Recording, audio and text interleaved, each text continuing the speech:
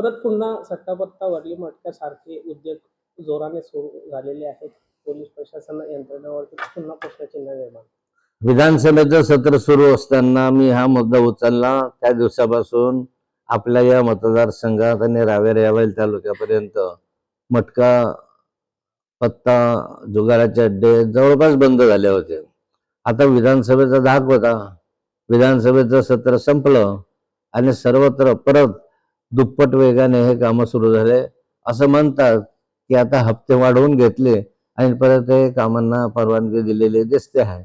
पण त्याचा पाठपुरावा मी परत करणार आहे. परत एसपींकडे, आयजींकडे, डीजींकडे मी निदर्शनास आणणार आहे.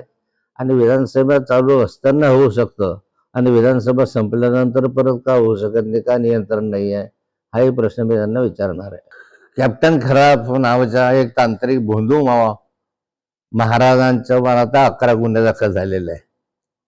विविध माध्यमांना महिलांना फूस लावणं, महिलांचं यौन शोषण करणं अशा स्वरूपाचे आक्षेप आणि आरोप त्याच्यावर आहे. आणि या भोंदू बाबाचा कारभार हा गेले अनेक वर्ष नाशिक शहरामध्ये सुरू होता. नाशिक शहरामध्ये सुरू असताना अनेक नेते, मंत्री, महिला मंत्री, या संदर्भामध्ये जी काही महिला आयोगाच्या अध्यक्षा होत्या त्या अशा अनेक महिला त्या ठिकाणी भेटल्यात. आणि त्याच्या माध्यमातून आता हे लक्षात आलं की यांनी इतके मोठे उद्योग केले. आता याच्यामध्ये केसरकरांचं नाव येत आहे. अनेक म्हणजे मग देवेंद्र फडणवीस भेटलेत, केसरकर भेटलेत, आणखी जयंतराव पाटील असतील किंवा अन्य असतील. सहज दर्शनाला गेले, फोटो काढले आणि त्यांचे नाव आले, असा प्रकार आहे. परंतु केसरकरांचं उदाहरण हे वेगळं आहे.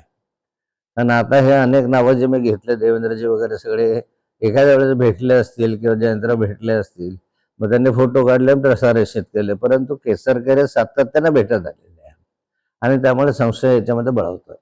वाळू आणि मुरुम चोरीचा विषय महाराष्ट्राच्या विधानसभेमध्ये मी जोरदारपणे मांडला. सरकारच्या निदर्शनास आणून दिल्यानंतर वेगवेगळ्या ठिकाणी पोलीस चौक्या लावण्यात आल्या. पोलीस त्या ठिकाणी ठेवलेत. तहसील कचेरीला आपलं या ठिकाणी त्यांचे माणसं ठेवलेत. अनेक वाळू मुरुम चोरी बंद करण्याच्या संदर्भामध्ये प्राधान्यानं सुरुवात केली. परंतु विधानसभेचं सत्र संपलं आणि हळूहळू याने पोलीस चौक्या आता ओस पडायला दिसलेले, यांच्या छोट्या छोट्या ज्या आहेत, पोलिसांचं दुर्लक्ष आहे, तहसीलचं दुर्लक्ष आहे. आणि हळूहळू परत वाळू चोरी करणारे आणि मुरुम चोरी करणारे हे आता डोकं काढायला लागले, तसं चित्र आहे.